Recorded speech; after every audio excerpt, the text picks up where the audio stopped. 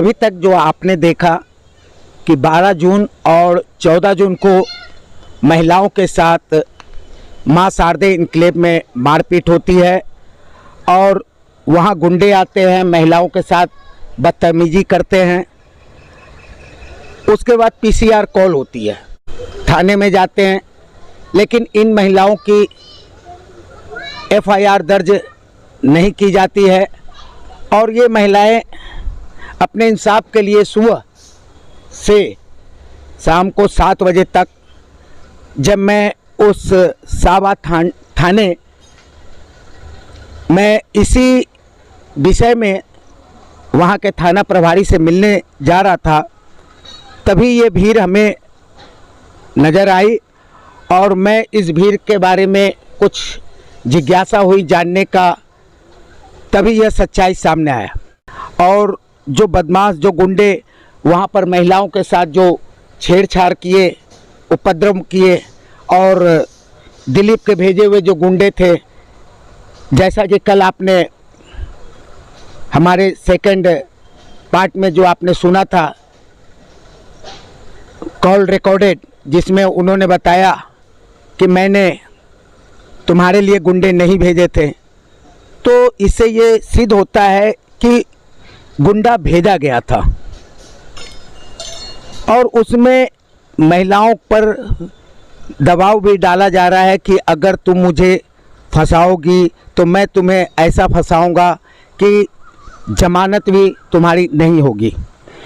तो ये इस तरह से गरीबों को शोषण कर उनकी मेहनत मजदूरी की कमाई हुई पैसों पर भूमाफियाओं इस तरह से डाका डाल रहे हैं। तो आइए आज फिर हम आपको पक्के सबूत के साथ दिखाने जा रहा हूं, तो आइए देखते हैं।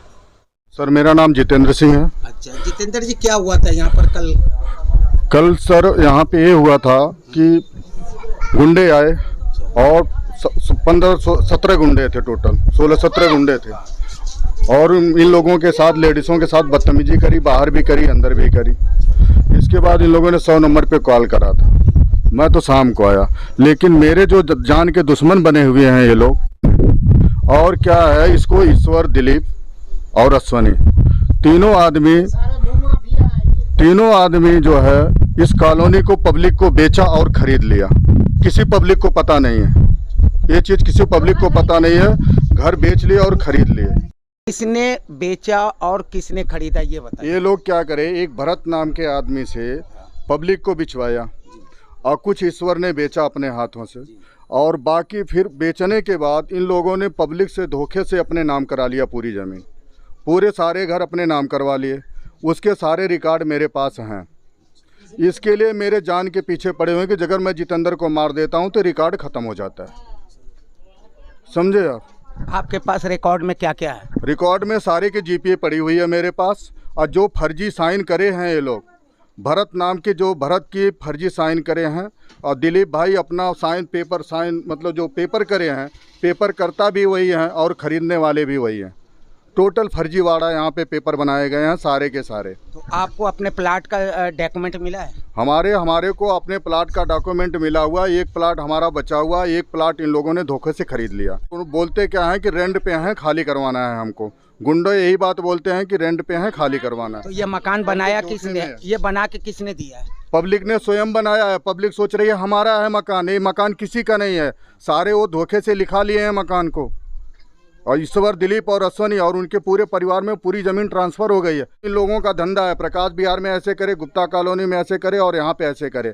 लेकिन मेरे थ्रू जब ये डॉक्यूमेंट लग गया तो ये सोचते हैं कि जितेंद्र को मार देंगे तो पूरी पब्लिक को हटा देंगे यहाँ से। तो कहने का मतलब यहाँ भू माफिया का राज चल रहा है? हाँ, यहाँ भू माफिया और गुंडागर्दी चलती है सर। और मेरे को जान मारने की धमकी भी मिली, हाथ पैर तोड़ने की धमकी मिली। मेरे पास रिकॉर्डिंग है उसकी रिकॉर्डिंग है। इन लोगों ने मेरे को धमकी भी दिया है कि आप शांत हो जाओ, नहीं तो आपको मारा जाएगा यहाँ पे। हेलो। हाँ जी। मिश्रा जी, पापा भी कहीं बाहर गए हैं दुकान पे। अच्छा, बाहर गए हैं। अच्छा, बेटे बोल रहे हो आप उनके? हाँ। बेटा, वो अपने बगल में ऑफिस है हमारा। हाँ। वो क्या दिक्कत, लड़के बोल रहे थे आपसे, कुछ मिसबिहेव कर रहे थे? कल? नहीं। है वो ना, एक्चुअली जो जितेंद्र है ना, हाँ वो कह रहा था कि मिश्रा जी की लड़कियों से बदतमीजी करते हैं लड़के, ये है वो नहीं, है। वो पी पा के आते हैं ना वहाँ पे लोग, और फिर गाली अच्छा वाली देते हैं, फिर वो अच्छा नहीं लगता फिर घर के सामने। अच्छा, बाहर बाहर देते हैं ना? हाँ, वो यहीं पे गेट के सामने ही खड़े रह के फिर देते हैं। अच्छा अच्छा, कोई नहीं बेटा, देख अब अगर कोई तुम्हारे को कोई कुछ बोले ना, हाँ मेरे को फोन करना, कोई दिक्कत हो वहाँ पे, ठीक है? ठीक है। और वो ना देखो, वो जितेंद्र से ना वो झगड़ा हो रहा है हमारा। हाँ जितेंद्र के तोड़ दे हाथ पैर, वो बहुत ज्यादा नौटंकी कर रहा है कई दिन से। तो वो उसके लिए आते हैं कि जितेंद्र कुछ बोले, झगड़ा हो और उसके हाथ पैर टूटे। बाकी किसी से कोई मतलब नहीं है उनका, ठीक है? तुम्हारे ठीक है। से कोई बात होती है, कुछ बोलते तो तुरंत मेरे को फोन करना, ठीक है? ठीक है अंकल। कोई दिक्कत हो, बाहर अगर गाली वगैरह बक रहे हो, कुछ भी करें तो तुरंत मेरे को बताना, ठीक है? ठीक है अंकल।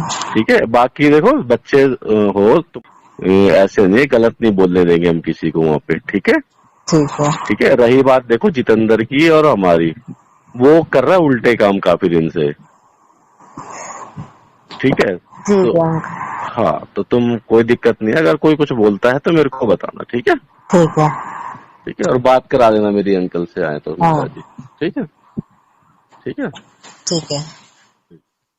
मैंने कुछ भी नहीं बोला।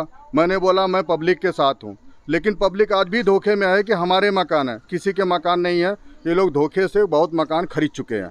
तो पहला ये प्रॉपर्टी, ये जो जमीन थी वो किसकी थी? ग्राम अशोक सोलंकी ने इसको लीज पे लिया है। उसके बाद ये लोग कैप्चर करे इस ज़मीन को। कैप्चर करने के बाद इन लोगों ने पब्लिक को बेचा, सिर्फ कॉलोनी बसाने के लिए, दिखाने के लिए। अब जब ये कॉलोनी बस गई, ये खम्भे लग गए, लाइट लग गए, तो इन लोग को लालच आ गया कि 40,000 रुपया गज बिकेगा अब हमारा ज़मीन, एक एक करके मकान खाली कराया जाए, जिसमें पुलिस भी आधे के हिस्सेदार है। इसीलिए पुलिस में सुनवाई किसी पब्लिक की न हो रही है, न तो आगे होगी, किसी की नहीं होगी। और मेरे को हमेशा जान माल की खतरा यही बनी हुई है, छिप के रहना पड़ रहा है इन भूमाफियाओं से। और ये 17 गुंडे लेडीज़ों के लिए भी भेजे जा रहे हैं, खासकर मेरे लिए भेजे जा रहे हैं, जिसका रिकॉर्ड मेरे पास है, रिकॉर्डेड है इन लोग का। उन लोगों ने खुद बोला है कि मैं जितेंद्र के लिए भेज रहा हूँ, जितेंद्र को मेरे को मारना है, उल्टे सीधे काम कर रहा है। ये बताइए सर, गरीबों का भला करना कहाँ पे गुनाह है? पुलिस के साथ प्रकाश विहार में भी एक मकान 4-4 बार बेचे हुए, वही काम यहाँ पे। अभी तक जो आपने देखा उससे तो आपको समझ में आ ही गया होगा कि सच्चाई क्या है। अगर नहीं तो आप देखते रहे भारत समाज न्यूज़ चैनल। कल फिर मिलते हैं कुछ पक्के सबूत के साथ। तब तक के लिए आप रणजीत गुप्ता को इजाज़त दें। जय हिंद, जय भारत।